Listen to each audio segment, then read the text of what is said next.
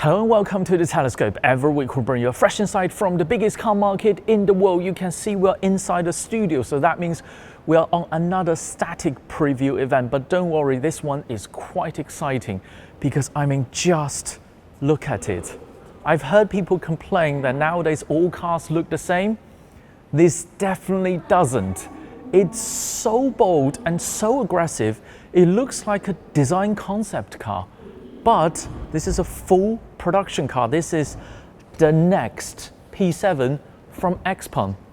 And this car will be delivered to customers' hands, I think, in the next 2 months. First of all, dimensions, over 5 meters in length and over 3 meters in wheelbase. This is not a small car, but the most striking feature on this car is the overall height. This car is barely just over 1.4 meters tall.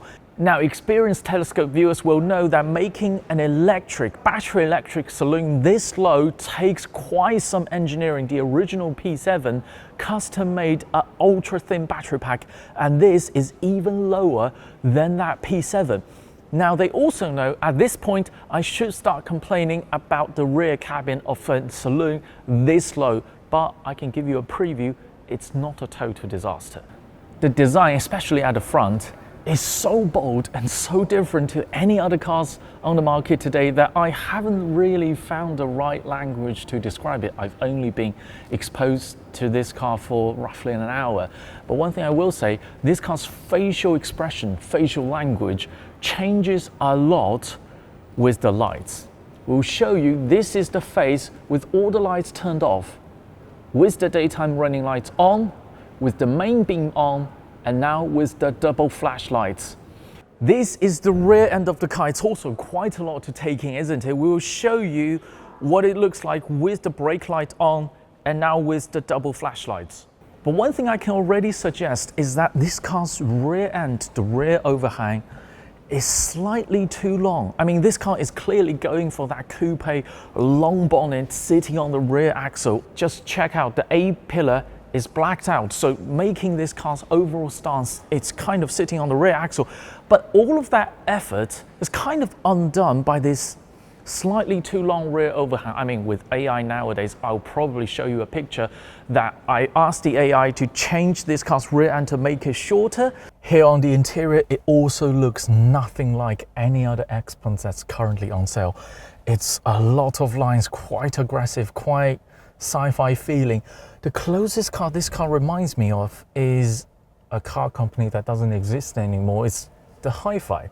It's not quite as mad as that car, but you can see they're going for the same sort of aggressive, futuristic, sci-fi feeling. First, let's start on the steering wheel. I worry XPeng will continue to use all of their current steering wheels. Not so. This is a brand new 3-spoke steering wheel that's quite small, very welcome. But one thing I will say, this rim is slightly too thick. You have one dial for the assisted driving and one dial for the drive mode selections. If you press it down, it will engage the boost mode. Quite small instrument display up front. It's like the McLaren 720S or the Xiaomi SU7 instrument display. It only displays the minimum amount of critical information.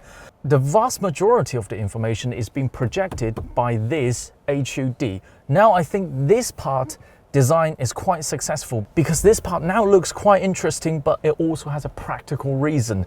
That is to house such a massive HUD on a car with a windscreen that's this heavily raked. So it has to sort of protrude up from the IP, and all of this design helps to hide this massive HUD. Here on the rear end of a battery electric saloon that's just over 1.4 meters tall, it's a recipe for disaster, right? Surprise, surprise, it's not a disaster, far from it. I have just about enough under thigh support, and the seat back angle is currently, I believe this is 30 degrees. So also just about enough headroom. How do they do this? You need to look how deep they've dug the floor. They've really dropped the floor on this so that although this car is limited in overall height, but because they've dig out so much vertical space from the floor, that this is still I mean, I complain in just about every battery electric saloons, but maybe because I have minimum expectation for this car's back end, the rear seats, I think it's kind of exceeded my expectation. I mean, I can really see myself sitting here for long distance. One thing that really helps for this car is that they have dug out meaningful space for you to tuck your feet in so that your angle, your leg angle is reduced. But I can also feel, maybe this is a pre-production car, that I can feel some of the wiring of this front seats. Maybe in the final production car they can sort out these little details. But yeah, this is a far cry from the original generation XPeng P7. That rear seat is a disaster. This, far from it. And also you can feel the effect of this low floor at the front driver's seat. One thing they've really nailed with this generation P7 is the seating position. You can sit really low in this car. So low, in fact, I cannot currently see the HUD. I need to raise the HUD up a bit.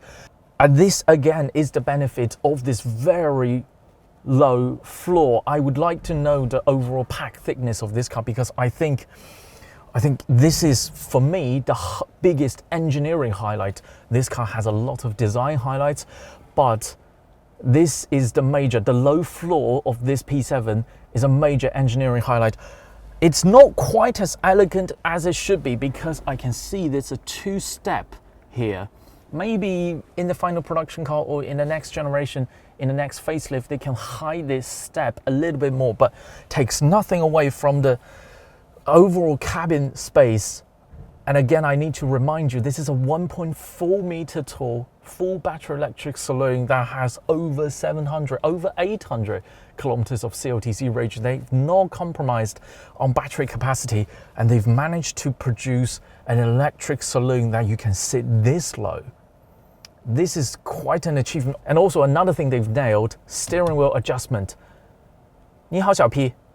你说。调节方向盘。好的。They have a massive range of steering wheel adjustment.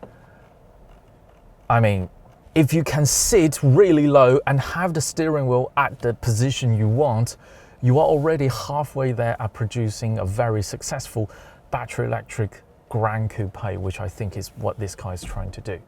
You have a big tailgate rising up to reveal a boot that is, the quoted storage is 560 liters. I don't know whether it's above this line, or does that include this not that small of an underfloor storage. But the overall shape, it's quite deep, it's quite wide, but the overall height is not great. I mean, you cannot vertically stack things up. You almost have to spread your things around. If you can do that, I still think this is quite a practical and also very stylish electric saloon. My opinion on this design is almost evolving every minute. I mean, it's definitely striking. It's so bold, but it's not, I would say, traditionally beautiful. It kind of challenges your brain a little bit, which I think all progressive designs should be. But full credit to XPeng for trying this hard, by being this different and taking on this much risk. I mean, for all the people who complain that all cars look the same nowadays, now you have this. That is all from the Telescope today. If you enjoyed this video, keep watching, keep subscribing. More videos coming along very soon.